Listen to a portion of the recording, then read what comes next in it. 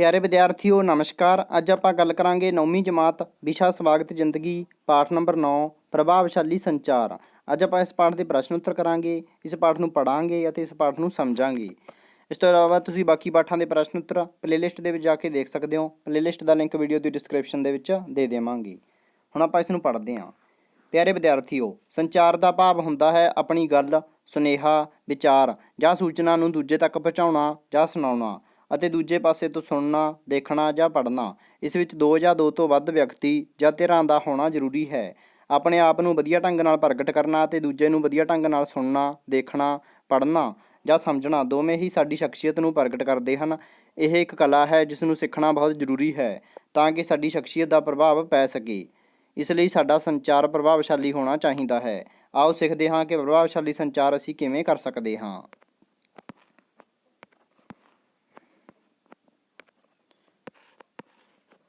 ਉੱਤਰ ਵਿੱਚੋਂ ਸੰਚਾਰ ਦਾ ਸੁਚੱਜ।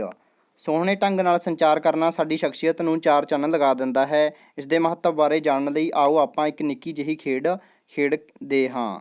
ਸਾਰੀ ਜਮਾਤ ਦੇ ਵਿਦਿਆਰਥੀ ਇੱਕ ਗੋਲ ਘੇਰੇ ਵਿੱਚ ਬੈਠ ਜਾਣਗੇ। ਜੇਕਰ ਜਮਾਤ ਵੱਡੀ ਹੈ ਤਾਂ ਇਹ ਖੇਡ ਅੱਧੇ ਵਿਦਿਆਰਥੀ ਵੰਡ ਕੇ ਅਲੱਗ-ਅਲੱਗ ਖੇਡ ਸਕਦੇ ਹਨ। ਹੁਣ ਕਿਸੇ ਇੱਕ ਵਿਦਿਆਰਥੀ ਨੂੰ ਅਧਿਆਪਕ ਕੰਨ ਵਿੱਚ ਕੋਈ ਗੱਲ ਦੱਸੇਗਾ। ਉਸ ਵਿਦਿਆਰਥੀ ਨੇ ਉਹ ਗੱਲ ਕੰਨ ਵਿੱਚ ਆਪਣੇ ਨਾਲ ਵਾਲੇ ਸੱਜੇ ਪਾਸੇ ਬੈਠੇ ਵਿਦਿਆਰਥੀ ਨੂੰ ਦੱਸਣੀ ਹੈ। ਉਹ ਵਿਦਿਆਰਥੀ ਅਗਲੇ ਨੂੰ ਕੰਨ ਵਿੱਚ ਦੱਸੇਗਾ। ਇਸ ਤਰ੍ਹਾਂ ਇਹ ਗੱਲ ਅੱਗੇ ਤੱਕ ਚੱਲਦੀ ਰਹੇਗੀ ਅਤੇ ਵਾਪਸ ਪਹਿਲੇ ਵਿਦਿਆਰਥੀ ਤੱਕ ਉਸਦੇ ਖੱਬੇ ਪਾਸੇ ਬੈਠੇ ਵਿਦਿਆਰਥੀ ਦੁਆਰਾ ਆ ਜਾਵੇਗੀ। ਇਸ ਲਈ ਇਹਨਾਂ ਸ਼ਰਤਾਂ ਦਾ ਧਿਆਨ ਰੱਖਿਆ ਜਾਵੇ। ਗੱਲ ਕੇਵਲ ਇੱਕ ਵਾਰ ਹੀ ਦੱਸਣੀ ਹੈ, ਦੂਜੀ ਵਾਰ ਨਹੀਂ। ਗੱਲ ਗੁਪਤ ਰੂਪ ਵਿੱਚ ਕੇਵਲ ਕੰਨ ਵਿੱਚ ਹੀ ਦੱਸਣੀ, ਕੰਨ ਵਿੱਚ ਇਸ ਢੰਗ ਨਾਲ ਦੱਸੀ ਜਾਵੇ ਕਿ ਕੋਈ ਹੋਰ ਨਾ ਸੁਣੇ। ਕੋਈ ਵੀ ਵਿਦਿਆਰਥੀ ਰੁਕੇਗਾ ਨਹੀਂ, ਗੱਲ ਸੁਣਦੇ ਸਾਰ ਹੀ ਅੱਗੇ ਦੱਸੇਗਾ। ਇਸ ਦਾ ਅਰਥ ਇਹ ਨਹੀਂ ਕਿ ਤੇਜ਼ ਬੋਲਣਾ ਜਾਂ ਕਾਹਲੀ ਕਰਨੀ ਹੈ। ਪਹਿਲਾ ਵਿਦਿਆਰਥੀ ਹੇਠ ਲਿਖੀ ਗੱਲ ਅਗਲੇ ਵਿਦਿਆਰਥੀ ਦੇ ਕੰਨ ਵਿੱਚ ਦੱਸੇਗਾ। ਮੋਤੀ ਲਾਲ ਦੀ ਜੁੱਤੀ ਗਵਾਚ ਗਈ ਹੈ, ਤੇਰੀ ਜੁੱਤੀ ਦਾ ਰੰਗ ਕੀ ਹੈ? ਬੱਚਿਓ ਇਸ ਤਰ੍ਹਾਂ ਇੱਕ ਦੂਜੇ ਨੂੰ ਕੰਨ ਦੇ ਵਿੱਚ ਦੱਸਣਾ ਸ਼ੁਰੂ ਕਰੋਗੇ ਤੁਸੀਂ, ਠੀਕ ਹੈ। ਇਸ ਤੋਂ ਬਾਅਦ ਆਪਾਂ ਅੱਗੇ ਦੇਖਦੇ ਹਾਂ। ਇਹ ਗੱਲ ਪਹਿਲੇ ਵਿਦਿਆਰਥੀ ਤੋਂ ਸ਼ੁਰੂ ਹੋ ਕੇ ਵਾਪਸ ਪਹਿਲੇ ਵਿਦਿਆਰਥੀ ਤੱਕ ਜਦੋਂ ਪਹੁੰਚੇਗੀ ਤਾਂ ਹੋ ਸਕਦਾ ਹੈ ਉਹ ਬਦਲ ਜਾਵੇ। ਹੁਣ ਪਹਿਲਾ ਵਿਦਿਆਰਥੀ ਬੋਰਡ ਉੱਤੇ ਪਹਿਲਾਂ ਉਹ ਗੱਲ ਲਿਖੇਗਾ ਜੋ ਦੱਸੀ ਸੀ ਅਤੇ ਫਿਰ ਉਹ ਲਿਖੇਗਾ ਜੋ ਸੁਣੀ ਸੀ। ਜੇਕਰ ਦੋਹਾਂ ਵਿੱਚ ਅੰਤਰ ਆਉਂਦਾ ਹੈ ਤਾਂ ਸਾਰੀ ਜਮਾਤ ਹੇਠ ਲਿਖੀ ਸਾਰਣੀ ਵਿੱਚ ਸੂਚਨਾ ਭਰੇਗੀ। ਅੱਗੇ ਬੱਚੋ ਵਿਦਿਆਰਥੀ ਦਾ ਨਾਂ। ਸਭ ਤੋਂ ਪਹਿਲਾਂ ਆਪਾਂ ਵਿਦਿਆਰਥੀ ਦਾ ਨਾਂ ਲਿਖਾਂਗੇ, ਠੀਕ ਹੈ। ਜਤਿੰਦਰ, ਮਨਿੰਦਰ ਅਤੇ ਰਾਜੂ। ਉਹਨਾਂ ਦੇ ਰੋਲ ਨੰਬਰ ਕੀ ਨੇ? 14, 16, 17। ਅਤੇ ਉਹਨਾਂ ਨੇ ਕੀ ਗੱਲ ਸੁਣੀ ਸੀ? ਮੋਤੀ ਲਾਲ ਦੀ ਜੁੱਤੀ ਗਵਾਚ ਗਈ, ਠੀਕ ਹੈ। ਮੋਤੀ ਲਾਲ ਦੀ ਕੁੱਤੀ ਗਵਾਚ ਗਈ, ਠੀਕ ਹੈ। ਅਤੇ ਉਸਨੇ ਕੀ ਗੱਲ ਦੱਸੀ? ਅੱਗੇ 14 ਰੋਲ ਨੰਬਰ ਨੇ ਉਸਨੇ ਕਿਹਾ ਸੀ ਮੋਤੀ ਲਾਲ ਦੀ ਕੁੱਤੀ ਗਵਾਚ ਗਈ। ਅਤੇ ਜੇਕਰ ਸੁਣਨ ਦਾ ਦੱਸਣ ਵਿੱਚ ਅੰਤਰ ਆਇਆ ਹੈ, ਅਗਲੇ ਨੇ ਗੱਲ ਧਿਆਨ ਨਾਲ ਨਹੀਂ ਸੁਣੀ, ਠੀਕ ਹੈ। ਉਸ ਤੋਂ ਬਾਅਦ 16 ਰੋਲ ਨੰਬਰ ਨੇ ਕੀ ਸੁਣਿਆ? ਉਸਨੇ ਸੁਣਿਆ ਸੀ ਮੋਤੀ ਲਾਲ ਦੀ ਕੁੱਤੀ ਗਵਾਚ ਗਈ ਅਤੇ ਉਸਨੇ ਅੱਗੇ ਕੀ ਦੱਸਿਆ? ਮੋਤੀ ਲਾਲ ਦੀ ਕੁੱਤੀ ਗਵਾਚ ਗਈ, ਠੀਕ ਹੈ। ਅੱਗੇ ਇਸ ਤੋਂ ਬਾਅਦ ਸੀ 17 ਰੋਲ ਨੰਬਰ, ਸੁੱਚੇ ਲਾਲ ਦੀ ਗੁੱਚੀ ਗਵਾਚ ਗਈ, ਠੀਕ ਹੈ। ਉਸਨੇ ਅੱਗੇ ਕੀ ਦੱਸਿਆ? ਸੁੱਚੇ ਲਾਲੇ ਦੀ ਗੁੱਚੀ ਗਵਾਚ ਗਈ। ਤਾਂ ਜਿਹੜਾ ਇਹ ਵਾਲਾ ਬੱਚਾ ਇਸਨੇ ਧਿਆਨ ਨਾਲ ਸੁਣਿਆ ਨਹੀਂ, ਠੀਕ ਹੈ। ਇਸਨੇ ਅੱਗੇ ਗਲਤ ਦੱਸਿਆ, ਤਾਂ ਇੱਥੇ ਆਪਾਂ ਲਿਖ ਸਕਦੇ ਹਾਂ ਉਸਨੇ ਧਿਆਨ ਨਾਲ ਗੱਲ ਨਹੀਂ ਸੁਣੀ।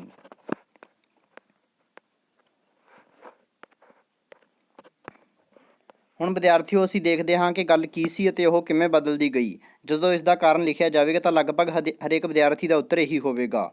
ਮੈਨੂੰ ਗੱਲ ਪੂਰੀ ਤਰ੍ਹਾਂ ਸਮਝ ਨਹੀਂ ਸੀ ਆਈ ਕਿਉਂਕਿ ਮੈਨੂੰ ਸਪਸ਼ਟ ਰੂਪ ਵਿੱਚ ਦੱਸਿਆ ਨਹੀਂ ਗਿਆ। ਮੈਂ ਅੰਦਾਜ਼ਾ ਲਗਾ ਲਿਆ ਕਿ ਇਹ ਗੱਲ ਹੋਵੇਗੀ।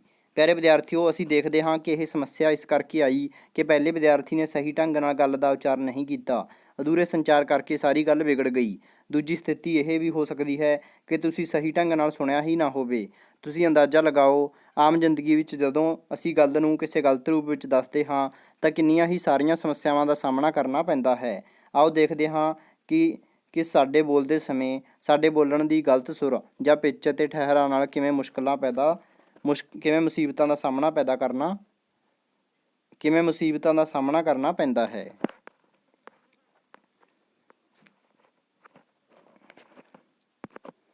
ਕੁਲਦੀਪ ਅਤੇ ਮਨੀ ਸਵੇਰੇ ਸਵੇਰੇ ਘਰ ਤੋਂ ਸਕੂਲ ਵੱਲ ਜਾ ਰਹੇ ਹਨ। ਰਸਤੇ ਵਿੱਚ ਜਾਂਦੇ ਸਮੇਂ ਅਚਾਨਕ ਕੁਲਦੀਪ ਦੀ ਪਿੱਛੇ ਨਜ਼ਰ ਪਈ ਤਾਂ ਉਸਨੇ ਦੇਖਿਆ ਕਿ ਪਿੱਛੇ ਇੱਕ ਮੋਟਰਸਾਈਕਲ ਬਹੁਤ ਤੇਜ਼ੀ ਨਾਲ ਆ ਰਿਹਾ ਹੈ। ਤਾਂ ਅਚਾਨਕ ਉਹ ਮਨੀ ਨੂੰ ਕਹਿੰਦਾ ਹੈ, ਮਨੀ ਭੱਜ ਨਾ ਰੁਕ। ਇਹ ਗੱਲ ਕਹਿ ਕੇ ਉਹ ਆਪ ਭੱਜ ਕੇ ਪਾਸੇ ਹੋ ਜਾਂਦਾ ਹੈ ਅਤੇ ਮਨੀ ਦੇ ਰੁਕ ਜਾਣ ਨਾਲ ਮੋਟਰਸਾਈਕਲ ਉਸ ਦੇ ਨਜ਼ਦੀਕ ਆ ਜਾਂਦਾ ਹੈ ਅਤੇ ਮਨੀ ਦੇ ਪੈਰ 'ਤੇ ਸੱਟ ਲੱਗ ਜਾਂਦੀ ਹੈ। ਪਿਆਰੇ ਵਿਦਿਆਰਥੀਓ, ਤੁਸੀਂ ਦੱਸ ਸਕਦੇ ਹੋ ਕਿ ਸੱਟ ਕਿਉਂ ਵੱਜੀ? ਵਿਦਿਆਰਥੀ ਕੁਝ ਸਮਾਂ ਇਸ ਬਾਰੇ ਸੋਚਣ। ਆਓ ਹੁਣ ਆਪਾਂ ਅਸਲੀ ਕਾਰਨ ਲੱਭੀਏ।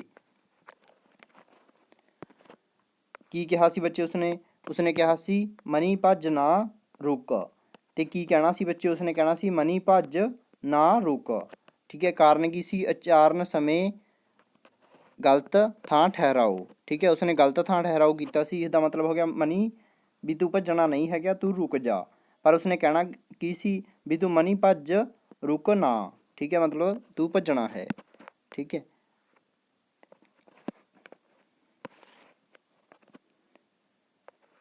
ਇਸ ਲਈ ਸਾਨੂੰ ਗੱਲਬਾਤ ਕਰਦੇ ਸਮੇਂ ਸ਼ਬਦਾਂ ਦਾ ਉਚਾਰਨ, ਠਹਿਰਾਓ ਅਤੇ ਸ਼ਬਦਾਂ ਉੱਤੇ ਜ਼ੋਰ ਦਾ ਵਿਸ਼ੇਸ਼ ਤੌਰ 'ਤੇ ਧਿਆਨ ਰੱਖਣਾ ਚਾਹੀਦਾ ਹੈ ਤਾਂ ਕਿ ਸਾਡੀ ਗੱਲ ਸੁੱਧ ਰੂਪ ਵਿੱਚ ਸੁਣਨ ਵਾਲੇ ਤੱਕ ਪਹੁੰਚ ਸਕੇ। ਉਚਾਰਨ ਦੇ ਨਾਲ ਨਾਲ ਵਧੀਆ ਢੰਗ ਨਾਲ ਸੁਣਨਾ ਵੀ ਵਧੀਆ ਸੰਚਾਰ ਲਈ ਉਨਾ ਹੀ ਮਹੱਤਵ ਰੱਖਦਾ ਹੈ।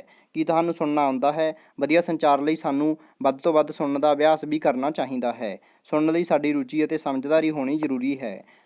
ਹੁਣ ਤੁਸੀਂ ਅੱਖਾਂ ਬੰਦ ਕਰਕੇ ਆਪਣੇ ਮਨ ਵਿੱਚ ਸੋਚੋ ਕਿ ਤੁਹਾਨੂੰ ਕਿਹੜੇ ਕਿਹੜੇ ਦੋਸਤ, ਮਿੱਤਰ, ਰਿਸ਼ਤੇਦਾਰ, ਗੁਆਂਢੀ ਪਸੰਦ ਹਨ ਅਤੇ ਕਿਹੜੇ ਨਾ ਪਸੰਦ ਹਨ। ਇਹਨਾਂ ਵਿੱਚੋਂ ਕਿਸੇ ਪੰਜਾਂ ਦੀ ਸੂਚੀ ਤੁਸੀਂ ਹੇਠ ਲਿਖੀ ਸਾਰਣੀ ਵਿੱਚ ਭਰੋ। ਸਾਰਣੀ ਵਿੱਚ ਕਿਸੇ ਦਾ ਨਾਮ ਨਹੀਂ ਲਿਖਣਾ, ਸਗੋਂ ਉਸ ਦੇ ਲਈ ਤੁਸੀਂ ਪੰਜਾਬੀ ਵਰਣਮਾਲਾ ਦੇ ਅੱਖਰ ਲਿਖਣੇ ਹਨ ਅਤੇ ਇਹਨਾਂ ਨਾਮਾਂ ਬਾਰੇ ਕੋਈ ਵਿਦਿਆਰਥੀ ਕਿਸੇ ਨੂੰ ਨਹੀਂ ਦੱਸੇਗਾ। ਹੁਣ ਬੱਚਿਓ ਆਪਾਂ ਅੱਗੇ ਦੇਖਦੇ ਹਾਂ ਜਿਹੜੇ ਪਸੰਦ ਹਨ। ਠੀਕ ਹੈ, ਅਤੇ ਉਹ ਪਸੰਦ ਕਿਉਂ ਹਨ ਇਹ ਲਿਖਣਾ ਹੈ, ਅਤੇ ਜਿਹੜੇ ਪਸੰਦ ਨਹੀਂ ਹਨ ਉਹ ਕਿਉਂ ਪਸੰਦ ਨਹੀਂ ਹਨ ਇਹ ਲਿਖਣਾ ਹੈ। ਠੀਕ ਹੈ, ਉਹਨਾਂ ਦੇ ਨਾਮ ਨਹੀਂ ਲਿਖਣੇ ਆਪਾਂ ਨੇ। ਊੜਾ ਅੜਾ ਈੜੀ ਸੱਸਾ ਹਾਹਾ ਲਿਖਣਾ ਹੈ। ਠੀਕ ਹੈ, ਇੱਥੇ ਵੀ ਇਸ ਤਰ੍ਹਾਂ ਹੀ ਊੜਾ ਅੜਾ ਈੜੀ ਸੱਸਾ ਹਾਹਾ ਲਿਖਣਾ ਹੈ। ਠੀਕ ਹੈ, ਜਿਹੜੇ ਪਸੰਦ ਹਨ ਉਹ ਕਿਉਂ ਹਨ? 1 ਨੰਬਰ ਉਹ ਬਹੁਤ ਹੱਸਮੁੱਖ ਹੈ। ਨੰਬਰ 2 ਉਹ ਨਿਮਰਤਾ ਨਾਲ ਬੋਲਦਾ ਹੈ। ਨੰਬਰ 3 ਗੱਲ ਧਿਆਨ ਨਾਲ ਸੁਣਦਾ ਹੈ। ਠਰਮਾ ਬਹੁਤ ਹੈ। ਨੰਬਰ 4 ਬੋਲਣ ਲੱਗਿਆ ਮੂੰਹ ਵਿੱਚੋਂ ਫੁੱਲ ਕਿਰਦੇ ਹਨ। ਨੰਬਰ 5 ਹੈਗਾ ਮਜ਼ਾਕ ਨਹੀਂ ਉਡਾਉਂਦਾ। ਇਸ ਤੋਂ ਬਾਅਦ ਜਿਹੜੇ ਪਸੰਦ ਨਹੀਂ ਹਨ ਉਹ ਕਿਉਂ ਪਸੰਦ ਨਹੀਂ ਹਨ? ਹਰ ਵਕਤ ਮੱਥੇ ਉੱਤੇ ਤਿਉੜੀਆਂ ਪਾਈ ਰੱਖਦਾ ਹੈ। ਹਰ ਵਕਤ ਰੁੱਖਾ ਬੋਲਦਾ ਹੈ। ਆਪ ਹੀ ਬੋਲਦਾ ਰਹਿੰਦਾ ਹੈ, ਦੂਜੇ ਦੀ ਤਾਂ ਗੱਲ ਨਹੀਂ ਸੁਣਦਾ। ਗਾਲਾਂ ਕੱਢਣ ਲੱਗ ਜਾਂਦਾ ਹੈ। ਮਜ਼ਾਕ ਵੀ ਉਡਾਉਂਦਾ ਹੈ ਅਤੇ ਬੇਇੱਜ਼ਤੀ ਵੀ ਕਰ ਦਿੰਦਾ ਹੈ। ਅੱਗੇ ਹੈਗਾ ਬੱਚਿਓ ਤੁਹਾਡੀ ਪਸੰਦ ਅਤੇ ਨਾਪਸੰਦ ਦੇ ਪ੍ਰਮੁੱਖ ਕਾਰਨ ਹੇਠ ਲਿਖੇ ਹਨ। ਇਹਨਾਂ ਦੇ ਕਾਰਨਾਂ ਦੀ ਵੀ ਵਿਆਖਿਆ ਕੀਤੀ ਗਈ ਹੈ। ਪਸੰਦ ਨਾਪਸੰਦ ਦਾ ਕਾਰਨ। ਠੀਕ ਹੈ, ਕਿਉਂ ਪਸੰਦ ਜਾਂ ਨਾਪਸੰਦ ਹੁੰਦਾ ਬੱਚਿਓ? ਮੈਨੂੰ ਸੁਭਾਅ ਪਸੰਦ ਹੈ ਜਾਂ ਪਸੰਦ ਨਹੀਂ। ਵਿਆਖਿਆ ਕੀ ਹੈ ਬੱਚਿਓ? ਸੁਭਾਅ ਦਾ ਪ੍ਰਗਟਾਵਾ ਗੱਲ ਕਰਨ ਦੇ ਲਹਿਜੇ ਤੋਂ ਹੁੰਦਾ ਹੈ, ਜਿਸ ਦਾ ਸਾਡੇ ਸਰੀਰਕ ਹਾਵਾਂ ਭਾਵਾਂ ਅਤੇ ਮਨ ਦੀ ਅਵਸਥਾ ਨਾਲ ਹੁੰਦਾ ਹੈ। ਗੱਲ ਕਰਨ ਦਾ ਸਹੀ ਢੰਗ ਸਹੀ ਹੈ ਜਾਂ ਨਹੀਂ ਹੈ, ਇਸ ਦਾ ਸੰਬੰਧ ਤੁਹਾਡੇ ਨਾਲ ਹੈ ਅਤੇ ਦੂਜੇ ਨੂੰ ਸਤਿਕਾਰ ਦੇਣ ਨਾਲ ਹੈ। ਵਿਹਾਰ ਅਤੇ ਸਤਿਕਾਰ ਦੇ ਪ੍ਰਗਟਾਵੇ ਲਈ ਮਨ ਦੀਆਂ ਸ਼ੁੱਧ ਭਾਵਨਾਵਾਂ ਅਤੇ ਸਰੀਰਕ ਹਾਵ ਭਾਵ ਪ੍ਰਮੁੱਖ ਹਨ।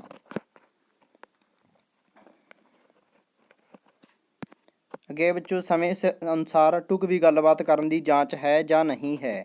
ਇਸ ਦਾ ਸੰਬੰਧ ਇਸ ਗੱਲ ਨਾਲ ਹੈ ਕਿ ਉਹ ਤੁਹਾਡੀ ਗੱਲ ਸੁਣਦਾ ਹੈ ਕਿ ਆਪਣੀ ਹੀ ਸੁਣਾਉਣ ਦੀ ਕੋਸ਼ਿਸ਼ ਵਿੱਚ ਰਹਿੰਦਾ ਹੈ। ਇਸ ਲਈ ਸੁਣਨ ਦੀ ਆਦਤ ਵੀ ਪਾਉਣੀ ਚਾਹੀਦੀ ਹੈ। ਗੱਲਬਾਤ ਦੀ ਸ਼ਬਦਾਵਲੀ ਚੰਗੀ ਹੈ ਜਾਂ ਮਾੜੀ ਹੈ।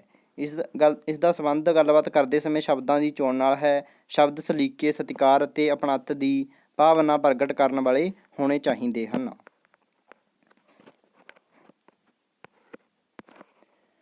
ਹੁਣ ਸਾਰੇ ਵਿਦਿਆਰਥੀ ਆਪਣੇ ਮਨ ਵਿੱਚ ਵਿਚਾਰ ਕਰਨ ਕਿ ਜਿਹੜੇ ਕਾਰਨਾਂ ਕਰਕੇ ਕੋਈ ਤੁਹਾਨੂੰ ਪਸੰਦ ਨਹੀਂ, ਉਹਨਾਂ ਕਾਰਨਾਂ ਕਰਕੇ ਕੋਈ ਦੂਜਾ ਵੀ ਤੁਹਾਨੂੰ ਪਸੰਦ ਜਾਂ ਨਾਪਸੰਦ ਕਰ ਸਕਦਾ ਹੈ। ਇਸ ਲਈ ਕਾਰਨਾਂ ਦੀ ਵਿਆਖਿਆ ਸਮਝ ਕੇ ਪਸੰਦ ਦੇ ਕਾਰਨਾਂ ਵਾਲੇ ਗੁਣ ਪੈਦਾ ਕਰੀਏ ਅਤੇ ਨਾਪਸੰਦ ਦੇ ਕਾਰਨਾਂ ਵਾਲੇ ਔਗੁਣ ਆਪਣੇ ਅੰਦਰੋਂ ਖਤਮ ਕਰੀਏ।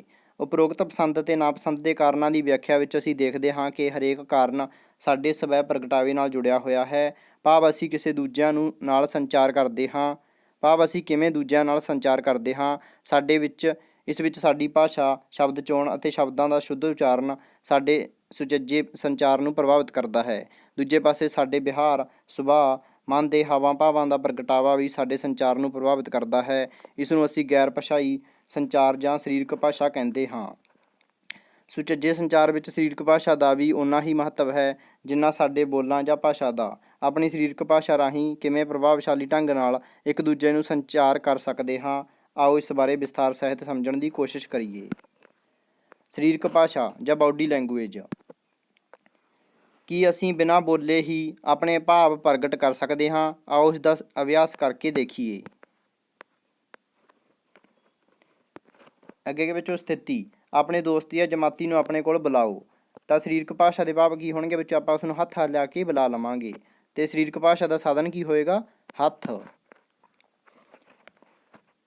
ਅਤੇ ਇਸ ਤੋਂ ਬਾਅਦ ਆਪਣੀ ਜਿੱਤ ਦਾ ਐਲਾਨ ਕਰੋ। ਜਿੱਤ ਦਾ ਐਲਾਨ ਕਰਨ ਦੇ ਲਈ ਆਪਾਂ 2 ਉਂਗਲਾਂ ਖੜੀਆਂ ਕਰਾਂਗੇ ਅਤੇ ਇਸ ਦੇ ਵਿੱਚ ਸਰੀਰਕ ਭਾਸ਼ਾ ਦਾ ਸਾਧਨ ਕੀ ਹੋਏਗਾ ਵਿੱਚੋਂ? ਹੱਥ। ਠੀਕ ਹੈ। ਅਤੇ ਇਸ ਤੋਂ ਬਾਅਦ ਹੈਗਾ ਵਿੱਚੋਂ ਤੁਹਾਨੂੰ ਕਿਸੇ ਦੀ ਕੋਈ ਗੱਲ ਸਮਝ ਨਹੀਂ ਆਈ। ਠੀਕ ਹੈ। ਇਸ ਦੇ ਲਈ ਤੁਸੀਂ ਕਿਸ ਤਰ੍ਹਾਂ ਦਾ ਭਾਵ ਪ੍ਰਗਟ ਕਰੋਗੇ? ਇਸ ਤਰ੍ਹਾਂ ਦਾ, ਆਪਣੇ ਮੂੰਹ ਉੱਤੇ 2 ਹੱਥ ਰੱਖ ਕੇ, ਠੀਕ ਹੈ, 2 ਉਂਗਲਾਂ ਰੱਖ ਕੇ। ਤੁਹਾਨੂੰ ਕਿਸੇ ਦੀ ਗੱਲ ਸਮਝ ਆਈ ਅਤੇ ਤੁਸੀਂ ਉਸ ਨਾਲ ਸਹਿਮਤ ਹੋ ਤਾਂ ਅਸੀਂ ਇਸ ਤਰ੍ਹਾਂ ਦਾ ਭਾਵ ਪ੍ਰਗਟ ਕਰਾਂਗੇ। ਅਤੇ ਇਹਦੇ ਵਿੱਚ ਭਾਸ਼ਾ ਦਾ ਸਾਧਨ ਕੀ ਹੈ ਵਿੱਚੋਂ? ਚਿਹਰਾ। ਤੁਹਾਨੂੰ ਸਾਹਮਣੇ ਵਾਲੇ ਦੀ ਗੱਲ 'ਤੇ ਸ਼ੱਕ ਹੈ ਤਾਂ ਤੁਸੀਂ ਇਸ ਤਰ੍ਹਾਂ ਅੱਖਾਂ ਨੂੰ ਇੱਕ ਸਾਈਡ 'ਤੇ ਕਰੋਗੇ। ਠੀਕ ਹੈ। ਇਹਦਾ ਸਰੀਰਕ ਭਾਸ਼ਾ ਦਾ ਸਾਧਨ ਕੀ ਹੈ ਵਿੱਚੋਂ? ਅੱਖਾਂ। ਤੁਸੀਂ ਚੱਲਦੀ ਗੱਲਬਾਤ ਵਿੱਚ ਕਿਸੇ ਨੂੰ ਵਿੱਚ ਨਾ ਬੋਲਣ ਤੋਂ ਰੋਕਣਾ ਹੈ ਤਾਂ ਤੁਸੀਂ ਇਸ ਤਰ੍ਹਾਂ ਦਾ ਭਾਵ ਪ੍ਰਗਟ ਕਰੋਗੇ ਅਤੇ ਇਸ ਦੇ ਵਿੱਚ ਭਾਸ਼ਾ ਦਾ ਸਾਧਨ ਕੀ ਹੈ? ਅੱਖਾਂ।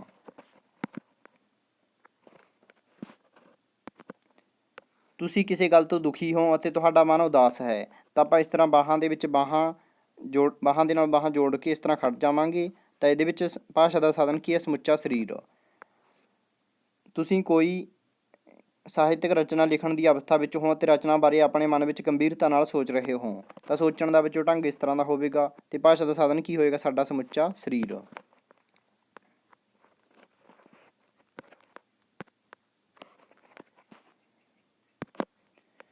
ਅਸੀਂ ਦੇਖਿਆ ਹੈ ਕਿ ਉਪਰੋਕਤ ਅਲੱਗ-ਅਲੱਗ ਭਾਵਾਂ ਨੂੰ ਅਸੀਂ ਆਪਣੇ ਸਰੀਰ ਦੇ ਅਲੱਗ-ਅਲੱਗ ਅੰਗਾਂ ਨਾਲ ਪ੍ਰਗਟਾ ਬਿਨਾਂ ਬੋਲੇ ਹੀ ਕੀਤਾ ਹੈ। ਇਸ ਪ੍ਰਕਾਰ ਜਦੋਂ ਅਸੀਂ ਬਿਨਾਂ ਬੋਲੇ ਆਪਣੇ ਭਾਵ ਪ੍ਰਗਟ ਕਰਦੇ ਹਾਂ ਤਾਂ ਉਸ ਨੂੰ ਸਰੀਰਕ ਭਾਸ਼ਾ ਕਿਹਾ ਜਾਂਦਾ ਹੈ। ਇਸ ਨੂੰ ਗੈਰ ਭਾਸ਼ਾਈ ਸੰਚਾਰ ਕਿਹਾ ਜਾਂਦਾ ਹੈ। ਇਸ ਵਿੱਚ ਪ੍ਰਮੁੱਖ ਤੌਰ 'ਤੇ ਹੱਥ, ਅੱਖਾਂ, ਚਿਹਰਾ ਅਤੇ ਸਮੁੱਚੇ ਸਰੀਰ ਦਾ ਪ੍ਰਯੋਗ ਕੀਤਾ ਜਾਂਦਾ ਹੈ। ਵਿਦਿਆਰਥੀਆਂ ਨੇ ਹੁਣ ਕੁਝ ਹੋਰ ਭਾਵਾਂ ਅਤੇ ਸਥਿਤੀਆਂ ਵਾਲੀਆਂ ਕਿਰਿਆਵਾਂ ਦਾ ਅਭਿਆਸ ਕਰਨਾ ਹੈ। ਉਹ ਇਸ ਅਭਿਆਸ ਵਿੱਚ ਆਪਣਾ ਮੁਲਾਂਕਣ ਖੁਦ ਹੇਠ ਲਿਖੇ 2 ਢੰਗਾਂ ਨਾਲ ਕਰ ਸਕਦੇ ਹਨ ਅਤੇ ਆਪਣੀ ਸਰੀਰਕ ਭਾਸ਼ਾ ਰਾਹੀਂ ਸੰਚਾਰ ਕਰਨ ਵਿੱਚ ਮਹਾਰਤ ਪ੍ਰਾਪਤ ਕਰ ਸਕਦੇ ਹਨ। ਸ਼ੀਸ਼ੇ ਸਾਹਮਣੇ ਅਲੱਗ-ਅਲੱਗ ਭਾਵਾਂ ਨੂੰ ਪ੍ਰਗਟਾਉਣ ਦਾ ਅਭਿਆਸ ਖੁਦ ਦੇਖ ਕੇ ਕਰੋ। ਤੁਹਾਨੂੰ ਆਪਣੀ ਸਮਰੱਥਾ ਦਾ ਅੰਦਾਜ਼ਾ ਲੱਗ ਸਕਦਾ ਹੈ ਜਿਸ ਵਿੱਚ ਤੁਸੀਂ ਸੁਧਾਰ ਕਰ ਸਕਦੇ ਹੋ। ਅਦਾਕਾਰੀ ਸਿੱਖਣ ਲਈ ਇਹ ਇੱਕ ਲਾਭਕਾਰੀ ਗਤੀਵਿਧੀ ਹੈ। ਆਪਣੇ ਭਾਵਾਂ ਨੂੰ ਪ੍ਰਗਟ ਕਰਦੇ ਸਮੇਂ ਮੋਬਾਈਲ ਰਾਹੀਂ ਆਪਣੀ ਫੋਟੋ ਜਾਂ ਵੀਡੀਓ ਤਿਆਰ ਕਰਕੇ ਬਾਅਦ ਵਿੱਚ ਉਸ ਨੂੰ ਦੇਖੋ। ਤੁਹਾਨੂੰ ਪਤਾ ਲੱਗ ਜਾਵੇਗਾ ਕਿ ਜੋ ਮੈਂ ਪ੍ਰਗਟ ਕਰਨਾ ਚਾਹੁੰਦਾ ਸੀ ਉਹ ਕਿੰਨਾ ਕੁ ਹੋ ਗਿਆ ਅਤੇ ਕਿੰਨਾ ਕੁ ਰਹਿ ਗਿਆ। ਇਸੇ ਤਰ੍ਹਾਂ ਨਿਰੰਤਰ ਅਭਿਆਸ ਕਰਨ ਨਾਲ ਅਸੀਂ ਆਪਣੀ ਸਰੀਰਕ ਭਾਸ਼ਾ ਨਾਲ ਵੀ ਭਾਵਾਂ ਨੂੰ ਸੰਚਾਰਿਤ ਕਰ ਸਕਦੇ ਹਾਂ। ਇਹ ਇੱਕ ਸੰਚਾਰ ਕਰਨ ਦੀ ਸਭ ਤੋਂ ਜ਼ਿਆਦਾ ਪ੍ਰਭਾਵਸ਼ਾਲੀ ਵਿਧੀ ਹੈ ਕਿਉਂਕਿ ਤੁਹਾਡੇ ਬੋਲਣ ਤੋਂ ਪਹਿਲਾਂ ਤੁਹਾਡੇ ਸਰੀਰ ਦੀ ਭਾਸ਼ਾ ਰਾਹੀਂ ਹੀ ਤੁਹਾਡੀ ਸ਼ਖਸੀਅਤ ਦਾ ਪ੍ਰਭਾਵ ਪੈ ਜਾਂਦਾ ਹੈ। ਜੋ ਲੋਕ ਬੋਲਣ ਅਤੇ ਸੁਣਨ ਤੋਂ ਅਸਮਰੱਥ ਹਨ ਉਹਨਾਂ ਲਈ ਇਸ ਦੀ ਵਿਸ਼ੇਸ਼ ਅਹਿਮੀਅਤ ਹੈ। ਸਰੀਰ ਭਾਸ਼ਾ ਦੇ ਮਹੱਤਵ ਅਤੇ ਤਾਕਤ ਦੀ ਸਭ ਤੋਂ ਵੱਡੀ ਉਦਾਹਰਨ ਵਿਸ਼ਵ ਪ੍ਰਸਿੱਧ ਅਦਾਕਾਰ ਚਾਰਲੀ ਚੈਪਲਿਨ ਹੈ। ਚਾਰਲੀ ਚੈਪਲਿਨ ਨੇ ਆਪਣੀਆਂ ਸਾਰੀਆਂ ਫਿਲਮਾਂ ਵਿੱਚ ਅਦਾਕਾਰੀ ਬਿਨਾਂ ਬੋਲੇ ਹੀ ਆਪਣੀ ਸਰੀਰਕ ਭਾਸ਼ਾ ਦਾ ਪ੍ਰਯੋਗ ਕਰਕੇ ਕੀਤੀ ਹੈ। ਵਿਦਿਆਰਥੀ YouTube ਤੋਂ ਚਾਰਲੀ ਚੈਪਲਿਨ ਦੀਆਂ ਘੱਟੋ ਘੱਟ 2 ਫਿਲਮਾਂ ਦੇਖਣਗੇ। ਇਹ ਫਿਲਮਾਂ ਦੇਖਣ ਤੋਂ ਬਾਅਦ ਤੁਸੀਂ ਮਹਿਸੂਸ ਕਰੋਗੇ ਕਿ ਸਰੀਰਕ ਭਾਸ਼ਾ ਰਾਹੀਂ ਪ੍ਰਗਟਾ ਕਰਨ ਦੀਆਂ ਅਸੀਮ ਸੰਭਾਵਨਾਵਾਂ ਹਨ। ਇਹਨਾਂ ਫਿਲਮਾਂ ਨੂੰ ਦੇਖ ਕੇ ਵਿਦਿਆਰਥੀ ਆਪਣੀ ਸਰੀਰਕ ਭਾਸ਼ਾ ਦੇ ਨਿਰੰਤਰ ਅਭਿਆਸ ਰਾਹੀਂ ਹੋਰ ਵੀ ਨਿਖਾਰ ਲਿਆ ਸਕਦੇ ਹਨ। ਆਓ ਹੁਣ ਆਪਣੀ ਇੱਕ ਸਥਿਤੀ ਨੂੰ ਰੋਲ ਪਲੇਅ ਦੇ ਮਾਧਿਅਮ ਰਾਹੀਂ ਪ੍ਰਗਟ ਕਰਦੇ ਹਾਂ। ਇਸ ਰੋਲ ਪਲੇਅ ਵਿੱਚ ਕੋਈ ਵੀ ਵਿਦਿਆਰਥੀ ਬੋਲੇਗਾ ਨਹੀਂ ਸਗੋਂ ਆਪਣੀ ਸਰੀਰਕ ਭਾਸ਼ਾ ਹੱਥ, ਅੱਖਾਂ, ਚਿਹਰਾ, ਸਰੀਰ ਰਾਹੀਂ ਹੀ ਸਾਰੀ ਸਥਿਤੀ ਇਸ ਪ੍ਰਕਾਰ ਪ੍ਰਗਟ ਕਰਨਗੇ ਕਿ ਸਾਰੀ ਜਮਾਤ ਨੂੰ ਸਮਝ ਆ ਜਾਵੇ। ਇਸ ਸਥਿਤੀ ਦੇਖਣ ਵਾਲਿਆਂ ਨੂੰ ਨਹੀਂ ਪਤਾ ਹੋਣੀ ਚਾਹੀਦੀ।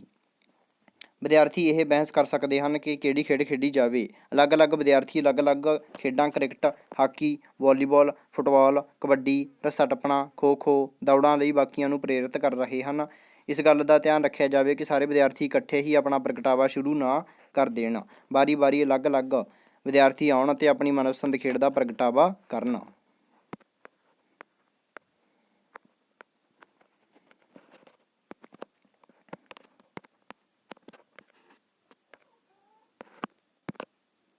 ਕੁਝ ਵਿਦਿਆਰਥੀ 2 ਜਾਂ 3 ਖੇਡਾਂ ਵਿੱਚ ਦਿਲਚਸਪੀ ਪ੍ਰਗਟ ਕਰਨਗੇ। ਕੁਝ ਵਿਦਿਆਰਥੀ ਖੇਡਣ ਨਾਲੋਂ ਪੜ੍ਹਾਈ ਕਰਨ ਦੀ ਇੱਛਾ ਪ੍ਰਗਟ ਕਰ ਰਹੇ ਹਨ। ਕੁਝ ਵਿਦਿਆਰਥੀ ਕੰਪਿਊਟਰ ਲੈਬ ਵਿੱਚ ਪੀਰੀਅਡ ਲਗਾਉਣਾ ਚਾਹੁੰਦੇ ਹਨ। ਕੁਝ ਵਿਦਿਆਰਥੀ ਕਵਿਤਾ ਜਾਂ ਗੀਤ ਗਾਉਣ ਦਾ ਜਮਾਤ ਵਿੱਚ ਮੁਕਾਬਲਾ ਕਰਾਉਣ ਲਈ ਪ੍ਰੇਰਿਤ ਕਰਨਗੇ। ਇਸ ਪ੍ਰਕਾਰ ਹੋਰ ਵੀ ਅਨੇਕ ਸੰਭਾਵਨਾਵਾਂ ਹਨ ਜੋ ਵਿਦਿਆਰਥੀ ਆਪਣੇ ਪੱਧਰ 'ਤੇ ਪੇਸ਼ ਕਰ ਸਕਦੇ ਹਨ। ਅੰਤ ਉੱਤੇ ਸਾਰੇ ਵਿਦਿਆਰਥੀ ਕਿਸੇ ਵੀ ਗੱਲ ਨਾਲ ਸਹਿਮਤ ਨਹੀਂ ਹੁੰਦੇ ਅਤੇ ਬਿਨਾਂ ਲੜੇ ਇੱਕ ਦੂਜੇ ਨਾਲ ਨਾਰਾਜ਼ਗੀ ਪ੍ਰਗਟ ਕਰਦੇ ਹਨ। ਅੰਤ 'ਤੇ ਇੱਕ ਵਿਦਿਆਰਥੀ ਜੋ ਸਮਝਦਾਰ ਹੋਣ ਦਾ ਅਭਿਨੈ ਕਰਦਾ ਹੋਇਆ, ਜਮਾਤ ਦੇ ਬਲੈਕਬੋਰਡ ਨੂੰ ਟੈਲੀਵਿਜ਼ਨ ਸਮਝਦਾ ਹੋਇਆ ਅਤੇ ਜਮੈਟਰੀ ਬਾਕਸ ਨੂੰ ਰਿਮੋਟ ਬਣਾ ਕੇ ਕੋਈ ਨੱਚਣ ਵਾਲਾ ਗੀਤ ਚਾਲੂ ਕਰੇਗਾ। ਗੀਤ ਦਾ ਸਿਰਫ ਪ੍ਰਭਾਵ ਸਿਰਜਣਾ ਹੈ, ਸੱਚਮੁੱਚ ਨਹੀਂ ਚਲਾਉਣਾ। ਬਾਕੀ ਸਾਰੇ ਬਲੈਕਬੋਰਡ ਵੱਲ ਦੇਖ ਕੇ ਆਪੋ ਆਪਣੀ ਮਰਜ਼ੀ ਦਾ ਗੀਤ ਮੰਨ ਕੇ ਨੱਚਣਗੇ। ਸ਼ਰਤ ਇਹ ਹੈ ਕਿ ਨੱਚਦੇ ਸਮੇਂ ਕੋਈ ਆਵਾਜ਼ ਜਾਂ ਹਾਸਾ ਨਹੀਂ ਆਉਣਾ ਚਾਹੀਦਾ। ਇਹ ਸਾਰਾ ਕੁਝ ਕੇਵਲ ਮੂਕ ਅਭਿਨੈ ਦੇ ਰੂਪ ਵਿੱਚ ਆਪਣੀ ਸਰੀਰਕ ਭਾਸ਼ਾ ਰਾਹੀਂ ਪ੍ਰਗਟ ਕਰਨਾ ਹੈ। ਅੰਤ 'ਤੇ ਵਿਦਿਆਰਥੀ ਆਪਣੀ ਏਕਤਾ ਅਤੇ ਸਾਂਝ ਦਾ ਪ੍ਰਗਟਾਵਾ ਕਰਦੇ ਹੋਏ ਇੱਕ ਖਾਸ ਸਥਿਤੀ ਵਿੱਚ ਜੜ ਹੋ ਜਾਣਗੇ। ਅਧਿਆਪਕ ਵਿਦਿਆਰਥੀਆਂ ਨੂੰ ਵੱਧ ਤੋਂ ਵੱਧ ਆਪ ਕਰਨ ਲਈ ਪ੍ਰੇਰਿਤ ਕਰਨ ਦੀ ਕੋਸ਼ਿਸ਼ ਕਰੇ, ਕੇਵਲ ਖਾਸ ਸਥਿਤੀ ਅਤੇ ਲੋੜ ਅਨੁਸਾਰ ਹੀ ਅਗਵਾਈ ਕਰੇ। ਅਜਿਹੀਆਂ ਹੋਰ ਅਨੇਕਾਂ ਸਥਿਤੀਆਂ ਸਕੂਲ, ਘਰ ਜਾਂ ਕਿਸੇ ਹੋਰ ਥਾਂ ਦੀ ਕਲਪਨਾ ਕਰਕੇ ਵੱਧ ਤੋਂ ਵੱਧ ਅਭਿਆਸ ਕੀਤਾ ਜਾ ਸਕਦਾ ਹੈ। ਹੁਣ ਵਿਦਿਆਰਥੀ ਸਰੀਰਕ ਭਾਸ਼ਾ ਦਾ ਪ੍ਰਯੋਗ ਆਮ ਜੀਵਨ ਵਿੱਚ ਆਪਣਾ ਸੰਚਾਰ ਪ੍ਰਭਾਵਸ਼ਾਲੀ ਢੰਗ ਨਾਲ ਕਰਨ ਲਈ ਵੱਧ ਤੋਂ ਵੱਧ ਅਭਿਆਸ ਕਰਨ। ਵਿਦਿਆਰਥੀ ਹੇਠ ਲਿਖੀ ਮਾਰਕਸ਼ੀਟ ਅਭਿਆਸੀ ਕਿਰਿਆ ਵਜੋਂ ਆਪਣੇ ਘਰ ਜਾ ਕੇ ਭਰਨਗੇ। ਅੱਗੇ ਹੈਗੇ ਬੱਚੋ ਸਰੀਰਕ ਅੰਗ। ਠੀਕ ਹੈ, ਸਰੀਰਕ ਅੰਗ ਕਿਹੜਾ ਵਰਤਣਾ ਆਪਾਂ ਨੇ? ਅੱਖਾਂ। ਅਤੇ ਕੋਈ 5 ਭਾਵਾਂ ਜਾਂ ਸਥਿਤੀਆਂ ਲਿਖ ਕੇ ਪ੍ਰਗਟ ਕਰੋ। ਅੱਖਾਂ ਦੇ ਵਿੱਚ ਆਪਾਂ ਕਿਹੜਾ ਭਾਵ ਪ੍ਰਗਟ ਕਰਾਂਗੇ? ਤੁਹਾਨੂੰ ਸਾਹਮਣੇ ਵਾਲੇ ਦੀ ਗੱਲ 'ਤੇ ਸ਼ੱਕ ਹੈ ਅਤੇ ਇਸ ਦੇ ਵਿੱਚ ਆਪਾਂ ਤਸਵੀਰ ਛਾਪਣੀ ਹੈ ਜਾਂ ਕੋਈ ਫੋਟੋ ਲਾਉਣੀ ਹੈ। ਠੀਕ ਹੈ, ਤੁਸੀਂ ਆਪਣੀ ਲਗਾ ਸਕਦੇ ਹੋ। ਠੀਕ ਹੈ। ਨੰਬਰ 2 ਹੈਗਾ ਬੱਚੋ ਹੱਥ ਵਰਤਣੇ ਨੇ, ਆਪਣੀ ਜਿੱਤ ਦਾ ਐਲਾਨ ਕਰਨਾ ਹੈ ਤਾਂ ਆਪਾਂ 2 ਉਂਗਲਾਂ ਦੇ ਨਾਲ ਇਸ ਤਰ੍ਹਾਂ ਜਿੱਤ ਦਾ ਐਲਾਨ ਕਰਨ ਵਾਲੀਆਂ 2 ਉਂਗਲਾਂ ਇਸ ਤਰ੍ਹਾਂ ਬਣਾ ਦੇਵਾਂਗੇ। ਠੀਕ ਹੈ। ਇਸ ਤੋਂ ਬਾਅਦ ਹੈਗਾ ਬੱਚੋ ਚਿਹਰਾ, ਕਿਸੇ ਦੀ ਗੱਲ ਸਮਝ ਨਹੀਂ ਆਈ। ਠੀਕ ਹੈ, ਇਸ ਤਰ੍ਹਾਂ ਤੁਸੀਂ ਭਾਵ ਪ੍ਰਗਟ ਕਰਨਾ ਹੈ। ਅੱਗੇ ਹੈਗਾ ਬੱਚੋ ਸਰੀਰ, ਸਰੀਰ ਦੇ ਨਾਲ ਤੁਸੀਂ ਕਿਸੇ ਦੀ ਗੱਲ 'ਤੇ ਦੁਖੀ ਹੋ ਅਤੇ ਤੁਹਾਡਾ ਮਨ ਉਦਾਸ ਹੈ ਅਤੇ ਆਪਾਂ ਇਸ ਤਰ੍ਹਾਂ ਦਾ ਭਾਵ ਪ੍ਰਗਟ ਕਰਨ ਵਾਲੀ ਇੱਥੇ ਤਸਵੀਰ ਲਗਾ ਦੇਵਾਂਗੇ। ਅਧਿਆਪਕ ਵੱਲੋਂ ਟਿੱਪਣੀ ਜਾਂ ਮੁਲਾਂਕਣ। ਪਿਆਰੇ ਵਿਦਿਆਰਥੀਓ, ਜੇਕਰ ਆਪਾਂ ਧਿਆਨ ਨਾਲ ਸੁਣਦੇ ਹਾਂ, ਦੇਖਦੇ ਹਾਂ, ਸਮਝਣ ਦੀ ਕੋਸ਼ਿਸ਼ ਕਰਦੇ ਹਾਂ ਤਾਂ ਸਹੀ ਗੱਲ ਸਮਝ ਆਉਂਦੀ ਹੈ ਅਤੇ ਜਦੋਂ ਹਰ ਸ਼ਬਦ ਸਹੀ ਉਚਾਰਦੇ ਹਾਂ ਤਾਂ ਦੂਜਿਆਂ ਤੱਕ ਸਹੀ ਸੁਨੇਹਾ ਪਹੁੰਚਦਾ ਹੈ। ਆਪਣੀ ਗੱਲ ਨੂੰ ਪ੍ਰਭਾਵਸ਼ਾਲੀ ਬਣਾਉਣ ਲਈ ਮੂੰਹ ਵਿੱਚੋਂ ਨਿਕਲੇ ਸ਼ਬਦਾਂ ਦੇ ਨਾਲ ਨਾਲ ਸਰੀਰਕ ਭਾਸ਼ਾ ਦਾ ਵੀ ਸਹੀ ਇਸਤੇਮਾਲ ਕਰਨਾ ਚਾਹੀਦਾ ਹੈ। ਸਾਡੀ ਬੋਲਣ ਦੀ ਭਾਸ਼ਾ ਤੋਂ ਪਹਿਲਾਂ ਹੀ ਸਰੀਰਕ ਭਾਸ਼ਾ ਦਾ ਵਿਕਾਸ ਹੋ ਚੁੱਕਿਆ ਸੀ। ਇਸ ਕਰਕੇ ਸਾਡੇ ਸ਼ਬਦ ਬਾਅਦ ਵਿੱਚ ਮੂੰਹੋਂ ਨਿਕਲਦੇ ਹਨ ਅਤੇ ਹੱਥ ਦੀਆਂ ਉਂਗਲਾਂ, ਅੱਖਾਂ, ਚਿਹਰੇ ਦੇ ਭਾਗ ਪਹਿਲਾਂ ਇਹ ਹਰਕਤ ਵਿੱਚ ਆ ਜਾਂਦੇ ਹਨ। ਤਾਂ ਇਸ ਤਰ੍ਹਾਂ ਬੱਚੋ ਇਹ ਪਾਠ ਜਿਹੜਾ ਕੰਪਲੀਟ ਹੋ ਗਿਆ ਅਤੇ ਬਾਕੀ ਸਾਰੇ ਪਾਠਾਂ ਦੇ ਪ੍ਰਸ਼ਨ ਉੱਤਰ ਤੁਸੀਂ ਚੈਨਲ ਤੋਂ ਕਰ ਸਕਦੇ ਹੋ, ਪਲੇਲਿਸਟ ਵਿੱਚ ਜਾ ਕੇ ਕਰ ਸਕਦੇ ਹੋ ਅਤੇ ਸਾਰੇ ਪਾਠਾਂ ਦੇ ਪ੍ਰਸ਼ਨ ਉੱਤਰ ਚੈਨਲ ਦੇ ਉੱਤੇ ਪਾਏ ਹੋਏ ਨੇ ਅਤੇ ਪਲੇਲਿਸਟ ਦਾ ਲਿੰਕ ਵੀਡੀਓ ਦੀ ਡਿਸਕ੍ਰਿਪਸ਼ਨ ਦੇ ਵਿੱਚ ਦੇ ਦੇਵਾਂਗੇ ਤਾਂ ਕਿ ਤੁਹਾਨੂੰ ਵੀਡੀਓਜ਼ ਲੱਭਣ ਦੇ ਵਿੱਚ ਆਸਾਨੀ ਹੋ ਜਾਵੇ। ਧੰਨਵਾਦ।